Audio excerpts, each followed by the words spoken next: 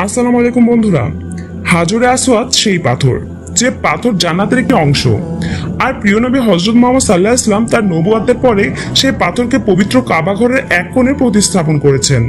আর তিনি সেদিন ঘোষণা করে গেছেন, সেদিনের পর থেকে যে মুসল্লি ওমরা করতে যাবেন এবং হজ করতে যাবেন তাকে অবশ্যই হাজরে আসওয়াদকে চুম্বন করতে হবে, সেটা এখানে দূর থেকে হোক কিংবা কাছে থেকে হোক। হাজরে আসওয়াদকে চুম্বন না করলে হজ কবুল হবে না। বন্ধুরা, প্রতিটি মানুষের জীবনে ইচ্ছা থাকে যে যেন জীবনে অন্তত একবার হজ করতে যাওয়ার সুযোগ পায়, আর অবশ্যই হাজরে আসওয়াদকে চুম্বন করতে পারে। বন্ধুরা, আজকে আমরা আপনাদেরকে দেখাবো যখন একজন মুসলিম মহিলা হাজরে আসওয়াদকে চুম্বন করতে যায় তখন তার সাথে এমন কি ঘটনা ঘটেছে যে যা দেখে সৌদি যুবরাজ মোহাম্মদ বিন সালমান ভয় পেয়ে পালিয়ে যান।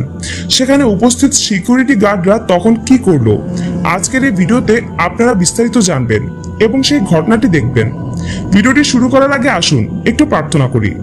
হে আল্লাহ, আমাদের সবাইকে হজ পালনের তৌফিক দান করুন। যারা অন্তত একবার হজ পালন করতে যেতে চান কমেন্ট বক্সে লিখুন আমিন, এবং এই ভিডিওটি লাইক দিন, এবং যারা চ্যানেলটি এখনো সাবস্ক্রাইব করেননি চ্যানেলটি এখনই সাবস্ক্রাইব করুন। এই ভিডিওটির লাইক টার্গেট 10,000, তাই এখনই ভিডিওটিতে লাইক করে দিন। বন্ধুরা, মহান আল্লাহ তাআলা রব্বুল আলামিন পৃথিবীতে এমন দুটি পাথরকে পাঠিয়েছেন যে পাথর দুটি জান্নাতের অংশ, যার মধ্যে একটা হচ্ছে হাজরে আসওয়াদ আর দ্বিতীয় পাথরটা মোকামে ইব্রাহিম এর মাঝখানে ছিল। এটা সেই পাথর ছিল যেই পাথরের উপর দাঁড়িয়ে হযরত ইব্রাহিম আলাইহিস সালাম কাবা ঘরের দেওয়াল নির্মাণ করেছিলেন, আর সেখানে হযরত ইব্রাহিম আলাইহিস সালামের পায়ের ছাপ রয়েছে, আর সেই পাথরটি সেখানেই রয়েছে। তাকে মোকামে ইব্রাহিম বলা হয়। আগে যদিও এই পাথরটি মানুষের জন্য উন্মুক্ত রাখা হয়েছিল, কিন্তু বর্তমানে সেই পাথরটিকে চারদিক থেকে ঘেরা দেওয়া হয়েছে, যদিও সেখান থেকে পাথরটিকে স্পষ্ট দেখা যায় না। আর বন্ধুরা, হাজরে আসওয়াদ এমন একটি পাথর যে পাথরকে স্পর্শ করতে পারা, চুম্বন করতে পারা এবং সেই পাথরটিকে দূর থেকে দেখতে পারা মুসলমানদের জন্য স্বপ্ন। আর আপনারা একটিবার চিন্তা করে দেখুন, যখন রমজান মাসে ওমরার সময় এবং হজের মৌসুমে লক্ষ মানুষ যখন একসাথে হজ পালন করে, ওমরা করে এবং সবাই পবিত্র কাবার তাওয়াফ করে, এবং সেই সময় সবার মনে শুধু একটাই আশা থাকে, হাজরে আসওয়াদকে চুম্বন করা। তখন হাজরে আসওয়াদকে পাথরকে চুম্বন করা কঠিন হয়ে যায়। সেখানে অনেক তাড়াহুড়া করেন কারণে অনেক মানুষের ভিড়ের কারণে মাঝে মধ্যে মৃত্যু পর্যন্ত হয়ে যায়।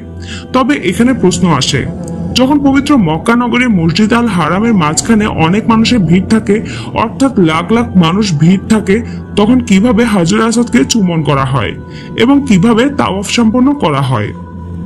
বন্ধুরা, সবার প্রথমে হাজরে আসওয়াদের সামনে গিয়ে দু হাত একত্র করে তারপরে হাজরে আসওয়াদের দুপাশে দু হাত দিয়ে তাকে চুম্বন করা সুন্নত। আর বন্ধুরা, যারা হাজরে আসওয়াদকে চুম্বন করতে পেরেছে তারা জানিয়েছে, তারা যখন হাজরে আসওয়াদের কাছে যায় তাদের মনে হয় হাজরে আসওয়াদ তাদেরকে টানছে। কিন্তু বন্ধুরা, আজকের এই ভিডিওটিতে আমি আপনাদেরকে জানাবো কিভাবে হাজরে আসওয়াদকে চুম্বন করা যায় এবং অনেক ভিড়ের মধ্যে কিভাবে চুম্বন করলেও কোনো দুর্ঘটনা ঘটে না। তবে বন্ধুরা, আপনারা যারা এখনো পর্যন্ত ভিডিওটিতে লাইক দেননি এখনই ভিডিওটিতে লাইক দিয়ে দিন। এখন সবার আগে আমি আপনাদেরকে সেই মহিলার ব্যাপারে জানাই যে সৌদি আরবে মহিলা হাজরে আসওয়াদকে চুম্বন করতে গিয়ে দুর্ঘটনার শিকার হয়েছিল। সেই সৌদি আরবের মহিলা যখন পবিত্র মক্কা মুকাররমে উমরা পালন করতে যায় তখন সে সেখানে গিয়ে দেখে সেখানে সৌদির যুবরাজ মোহাম্মদ বিন সালমান রয়েছে। আর সেই সময় সে বুঝতে পারে সে কোনোভাবে হাজরে আসওয়াদের কাছে যেতে পারবে না, কেননা এটা খুবই স্বাভাবিক। সৌদির যুবরাজ মোহাম্মদ বিন সালমান যখন হাজরে আসওয়াদের কাছে থাকবেন তখন তার কাছে কেউ যেতে পারবে না, কেননা সে সময় ওনার সাথে অনেক সিকিউরিটি গার্ড থাকবেন। তাই যদিও অসম্ভব ছিল হাজরে আসওয়াদকে চুম্বন করা, কিন্তু তারপরও সেই মহিলা হাজরে আসওয়াদকে চুম্বন করতে চাচ্ছিল।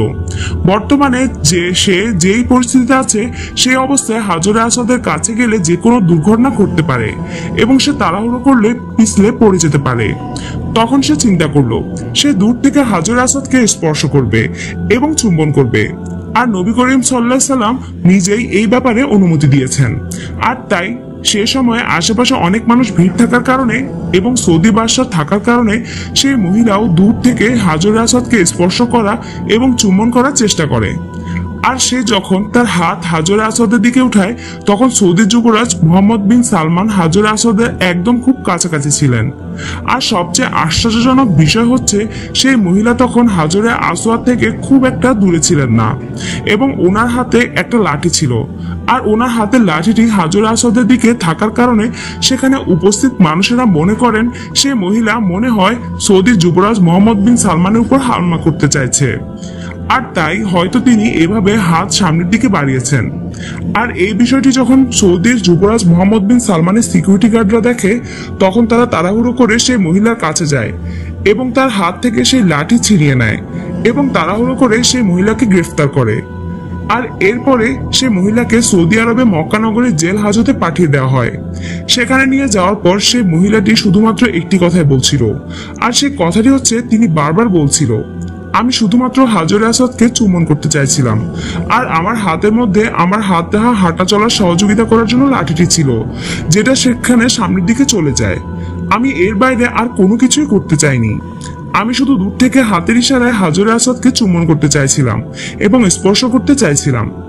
এখন আপনারা যারা জানিয়ে দেই, চুম্বন করার জন্য দূর থেকে হাতের ইশারা সহযোগিতা নেওয়া যায়।